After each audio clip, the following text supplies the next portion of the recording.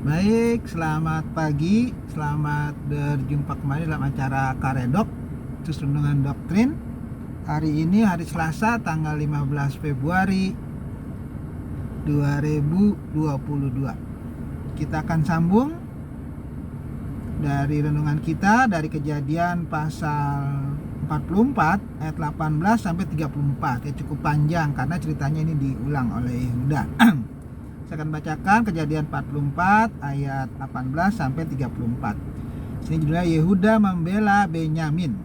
Lalu tampillah Yehuda mendekatinya dan berkata, "Mohon bicara tuanku, izinkanlah kiranya hambamu ini mengucapkan sepatah kata kepada tuanku, dan janganlah kiranya bangkit amarahmu terhadap hambamu ini.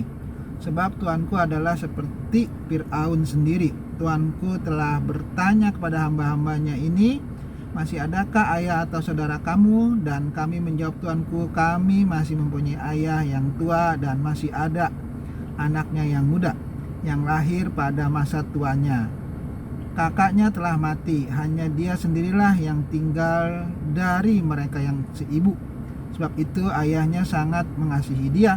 Lalu tuanku berkata kepada hamba-hambamu ini, bawalah dia kemari kepadaku supaya mataku memandang dia. Tetapi jawab kami kepada tuanku, anak itu tidak dapat meninggalkan ayahnya, sebab jika ia meninggalkan ayahnya, tentulah ayah ini mati.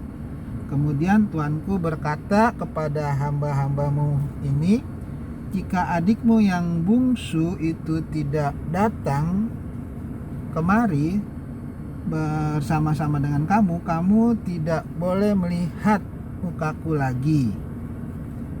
Setelah kami kembali kepada hambamu, ayahku, maka kami memberitahukan kepadanya perkataan tuanku ini.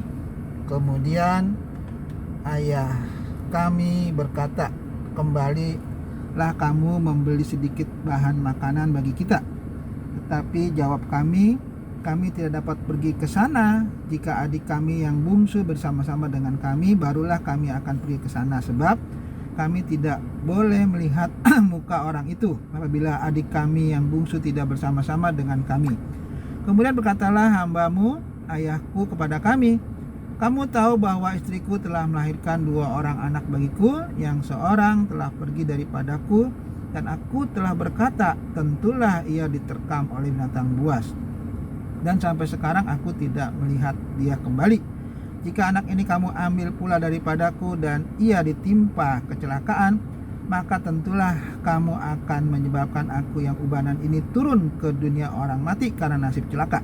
Maka sekarang apabila aku datang kepada hambamu ayahku dan tidak ada bersama-sama dengan kami anak itu, padahal ayahku tidak dapat hidup tanpa dia, tentulah akan terjadi apabila dilihatnya anak itu tidak ada, bahwa ia akan mati, dan hamba-hambamu ini akan menyebabkan hambamu ayah kami yang ubanan itu turun ke dunia orang mati karena duka cita.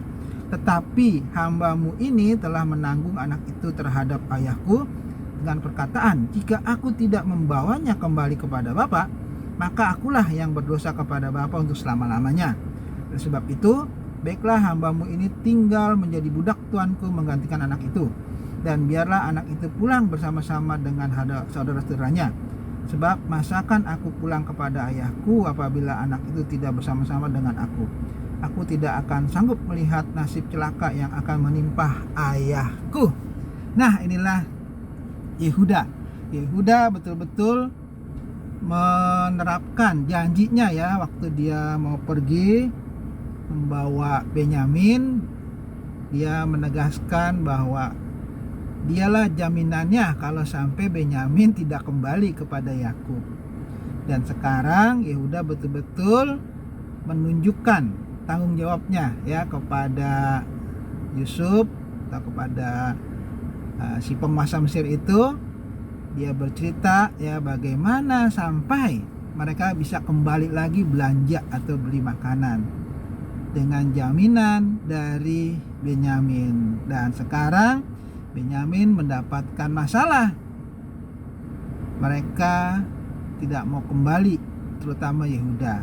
Dan Yehuda menceritakan bagaimana peranan dia dan di ujung dia kasih tahu kepada Yusuf, penguasa Mesir itu, bahwa biarlah dia yang menjadi budak menggantikan Benyamin, dan Benyamin bebas ya untuk kembali kepada ayahnya Yakub. Dan betul-betul Yehuda di sini bertanggung jawab dengan omongannya. Nah, ini adalah, kalau istilah di dalam teologi adalah tipologi ya. Tipologi menggambarkan bagaimana nanti Kristus atau Tuhan Yesus yang datang ke dunia ini rela mati di kayu salib menggantikan kita orang berdosa. Yehuda adalah salah satu nenek moyang dari Yusuf dan Maria, dan juga nenek moyang dari Daud, dan juga nenek moyang dari Tuhan Yesus. Jadi itu suku Yehuda, dan ini menggambarkan, sebetulnya menceritakan kepada kita bagaimana nanti juru selamat kita, Tuhan Yesus itu sama seperti Yehuda, rela menggantikan orang yang harus dihukum. Harusnya Benyamin yang ditahan, tetapi Yehuda dengan rela mau ya menggantikan Benyamin, sehingga Benyamin bebas, Yehuda yang menggantikan menjadi terhukum, boleh menjadi budak, dan terserah pokoknya penguasa itu Yusuf atau bagaimana. Yang jelas Yehuda mengatakan bahwa dia di sini dikatakan, oleh sebab itu 33, baiklah hambamu ini tinggal menjadi budak tuanku, menggantikan anak itu, dan biarlah anak itu pulang bersama-sama dengan saudara-saudaranya, sebab masakan aku pulang kepada ayahku apabila anak itu tidak bersama-sama dengan aku tidak akan sanggup melihat nasib celaka yang akan menimpa ayahku.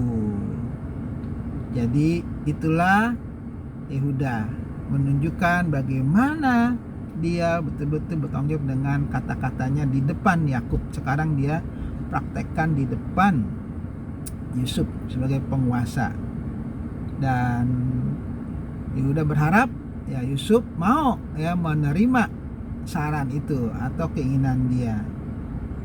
Dan itulah gambaran bagaimana juru selamat kita, Tuhan Yesus, yang datang dari surga, kemudian menjelma jadi manusia yang tidak berdosa, tetapi dia rela menanggung dosa-dosa kita, mati di kayu salib, sehingga kita terbebas dari hukuman dosa. Bagi yang mau percaya kepadanya, dosanya akan dihapuskan, ditanggung di kayu salib, dan kita menjadi orang kudus ya, orang yang bebas dari hukuman Tuhan. Dan sebetulnya itulah yang sedang Tuhan janjikan sejak Adam dan Hawa jatuh dalam dosa.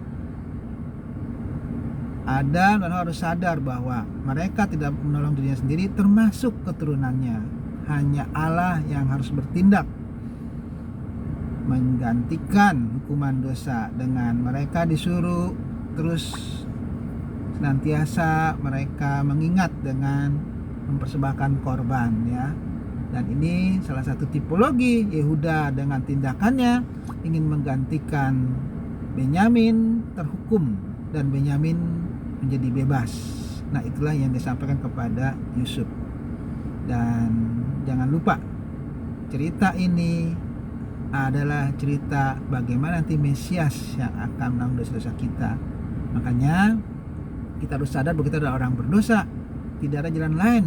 Kalau kita mau bebas dari hukuman dosa, ya harus bertobat dan percaya kepada Tuhan sebagai Tuhan dan Juru Selamat, sehingga dosa kita ditanggung oleh Tuhan Yesus, dan kita menjadi orang yang bebas, nanti boleh bersama-sama dengan Tuhan di surga. Nah, itulah cerita klimaksnya ya dari drama Yusuf kepada saudara-saudaranya, yaitu memberikan contoh kalau kita mau terbebas dari hukuman harus seperti Yehuda, rela berkorban, harus percaya kepada Tuhan Yesus yang sudah berkorban untuk menyelamatkan kita ya sebagai orang yang berdosa.